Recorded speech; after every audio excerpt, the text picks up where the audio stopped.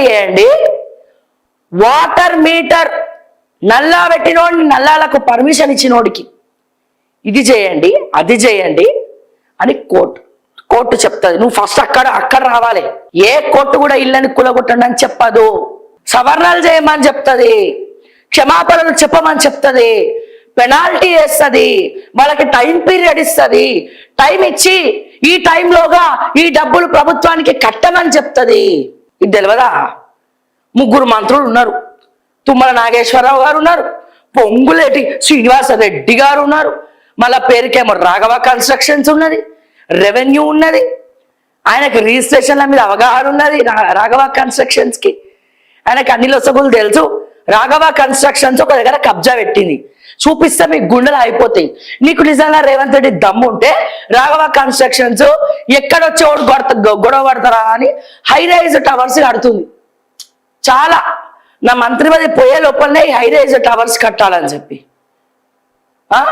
మరి పోయి అక్కడ ఎందుకో బుల్డోజ్ చేయవు? నువ్వు కట్టక ముందు చేయవు.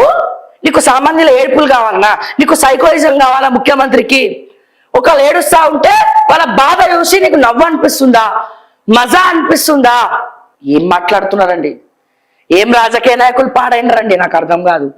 అందుకే చెప్తున్నా, జనరేషన్ జెడ్ రావాలి, జనరేషన్ జీ రావాలి, యువత రాజకీయాల్లోకి రావాలి. ఈ రెడ్లు, ఈ వెలమలు, ఈ క్యాస్ట్ కాదు. చాలా మంది క్యాస్ట్ గురించి మాట్లాడుతున్నారు. దాంట్లో మంచోళ్ళు ఉంటారు, చెడ్డోళ్ళు ఉంటారు. దీంట్లో మంచోళ్ళు ఉంటారు, చెడ్డోళ్ళు ఉంటారు.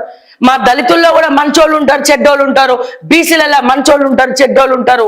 మానవత్వం ఉన్నోడే మంచోడు. ఈ వెదుతోటి బాధను చూసి నవ్వుకుంటా అంటే క్రూరత్వమే వాడు. ఏ కోర్టు చెప్తుందా? ఏదైనా కోర్టు చెప్తుందా? ఏ కోర్టు చెప్పదు. ఏ కోర్టు కూడా ఇల్లు డిమాలిష్ చేయి, వాళ్ళు నడి రోడ్డు మీద వదిలిపెట్టమని చెప్పదు. మిస్టర్ పొంగులేటి, నీకు తెలియదా? 55 జీవో ఏదో ఉంది కదా, సవరణ చేసింది కదా అప్పుడు కేసీఆర్. వాళ్ళ పార్టీ వాళ్ళు కబ్జా చేసుకోవడం కోసం చేసిండా, దేనికోసం చేసిండా పక్కన పెడితే అది కూడా ఇప్పుడు ఆలోచించాల్సిన అవసరం ఉన్నది. ఏం డబుల్ బెడ్రూమ్ ఇస్తావు?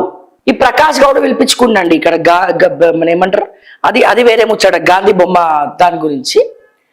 వీళ్ళకట డబల్ బెడ్రూమ్లు ఇస్తారట, ఇంద్రమ్మ ఇల్లు ఇస్తారట. మనుషులేనా మీరు? ఎవడండి ఆయన? మొన్న కింద పడ్డాడు, ఇంద్రమ్మ ఇల్లు చూడండి పోయి. ఆయన పేరేంది? ప్రభుత్వ విప్పు. ఆయన పేరు గుర్తు రావట్లే అబ్బా. ప్రభుత్వ విప్పు ఒకసారి సెర్చ్ చేయి.